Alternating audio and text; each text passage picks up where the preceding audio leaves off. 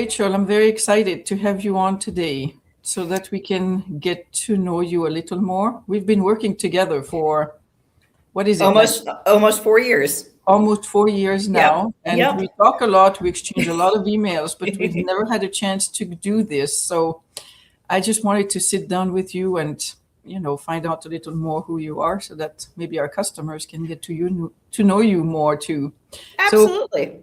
could you share with us what your professional background is and what drew you to it? Sure. So, as all little kids say, one of the things that they want to do is be a veterinarian or work with animals. And so I was no different. However, that never changed. My mom is a classic hoarder, and she has saved every project I have done since I was, starting school. Yeah. And so I actually have an index card from, I think, when I was in kindergarten. Oh, yeah. Saying that I want to be a veterinarian because I want to work with animals. I want to be a zookeeper because I want to work with animals. I want to be a pet store, owner because I want to work with animals. Right. So very young age, 5th grade, same thing. We had to write my autobiography. Last chapter was the future. And I was a veterinarian, working with animals, and my house had 10 rooms, 3 for people, 7 for animals, so definitely a common theme, and it never changed. So when, applying for colleges and looking at the next steps, again, the intention was vet school.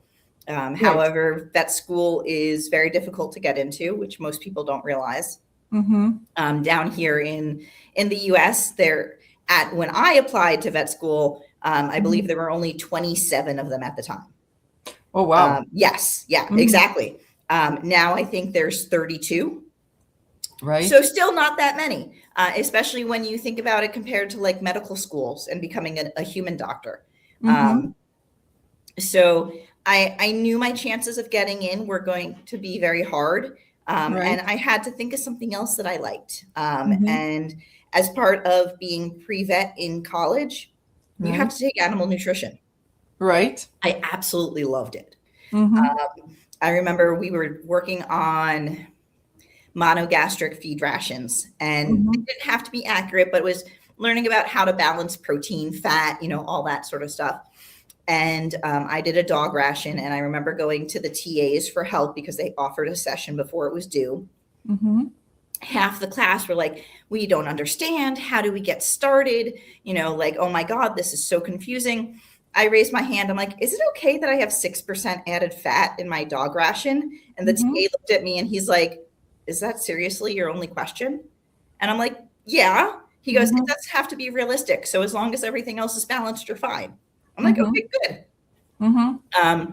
So I really liked animal nutrition. I did work in a ruminant nutrition lab one summer as well. Right. Mostly, obviously just doing assays and, other smaller tasks for the actual grad students and the professor. But it was a fun experience. So again, when thinking of other things to do besides vet school, I'm like, you know what? Animal nutrition sounds like a good avenue for me to go into. Then looking at programs and, other, avenues and other areas, it's like, okay, well, which do I want to do? And, obviously I had a strong pull towards like companion animal. So going into like pet nutrition. Right. At the time, the University of Illinois had a really good, companion animal nutrition program, but I didn't necessarily want to go to Illinois. Wanted to stay on the East Coast, which is where I was from. And so started looking at other programs there and that were available. And since I had already worked in a ruminant nutrition lab, I'm like, well, nutrition is nutrition. I mean, obviously there is differences between, the different classes, but when you look at corn, when you look at, soybeans, they're providing the same nutrients. Right. And so I was like, I can do what I want to do with dairy nutrition and apply it elsewhere if dairy nutrition isn't where I, end up taking it. Right. So I found a program at the University of Delaware. with a ruminant nutrition specialist. He did a lot of pioneering research, particularly with silage inoculants. So my background is actually dairy nutrition. Most of my studies, I did a bunch of lactation trials. I did a bunch of silage inoculant studies as well. And actually, what I was using for my thesis was actually looking at mycotoxins in silage. Oh, that's interesting. Yes. Mycotoxins that's an issue. It is. So It's we were looking at if there are mycotoxins present in the silage, if we used a specific inoculant, could we reduce the amounts? Right.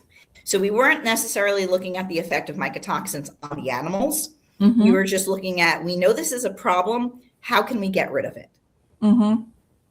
So we actually specifically went into the fields and damaged ears of corn to produce a mycotoxin infection.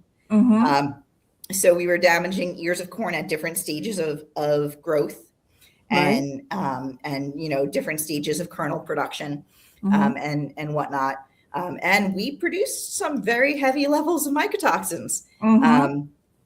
And so we obviously had a control group that we didn't do anything to. We used, at the time, a Buchneri combination inoculant. We looked at some other ones. Unfortunately, none of the silage inoculants decreased the amount of mycotoxins over time. However, even with significant mold and mycotoxins, the inoculants that had Buchneri did increase aerobic stability. So at least it kept the silage stable. So if you wanted to run the risk of feeding it out, you could.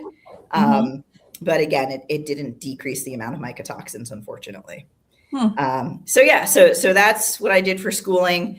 And then as, graduate school was coming to an end, thinking about what I wanted to do, where I wanted to go. Obviously, I'd spent, the last 2.5 years doing dairy nutrition. So I was looking at dairy nutrition jobs. But unfortunately, I was looking at an area that wasn't necessarily, I don't want to say welcoming, but didn't necessarily value women in agriculture, younger people in agriculture, that sort of thing. I got flat out asked at an interview, well, how do you feel about equine nutrition? And it's like, well, I just spent 2.5 years doing dairy nutrition. So, that's what I would prefer to do, and luckily I found a job where I then became a livestock manager. I was working with beef cattle, dairy goats, sheep, horses, rabbits, guinea pigs, pretty much everything except dairy cows, but still, a lot of ruminants. So that definitely is my wheelhouse. And so I did that for many years, eventually being able to run the entire agricultural program. And then, when it was time for a job change, Fertrell had an opening for a livestock nutritionist. And, I felt it aligned very well with, where I was coming from in my background and what I'm passionate about. And and I made the jump, and I've been very happy with Fertrell. Yes. Yes. So had you heard about Fertrell before you saw the ad for the job opening, or? I had not. You had not? We were very conventional in what we were doing, although we didn't overdo anything. And, but we would still be considered, conventional, that sort of thing. Obviously, I was not giving antibiotics unless I absolutely needed to. I wasn't just randomly, giving the animals things they didn't need. But feed wise, I bought a commercial conventional feed. We did our own hay, but I know that our farmer, sprays and that sort of stuff. But but no, I had not heard of Fertrell beforehand. But again, life takes you where you're supposed to go. So I'm very happy for that. That's right.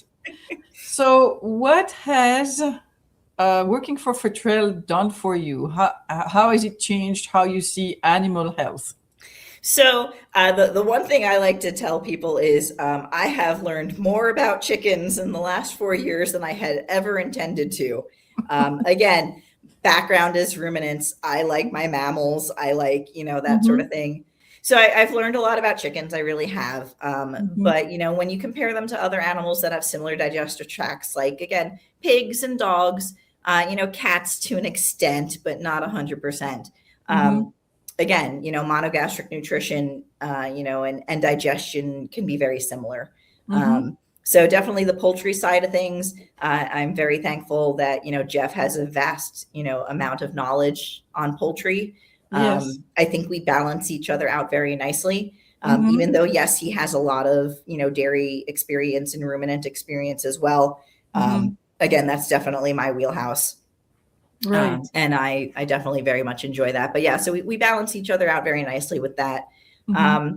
In terms of animal health, again, I've always had more of a, less is better mentality when it Mm-hmm. comes to things. Again, I don't want to be giving antibiotics or any other, types of drugs unnecessarily. Mm-hmm. Um, Definitely learning some of the more homeopathic Mm-hmm. remedies Mm-hmm. has been a little eye-opening. What do you like about your work at Fertrell? What's the favorite aspect of it? What Uh, really? yeah, there are so many different aspects of it. I like that I could be in the office one day, or I might be out visiting farms the next. I like the fact that we talk to people, Mm-hmm. all over, the United States, all over the world, actually. Mm-hmm. I had someone from Ghana, Mm-hmm. excuse me, email me recently, someone down in Haiti, I believe, recently. Obviously, Mm-hmm. all of our customers up in Canada that we work with. Yeah.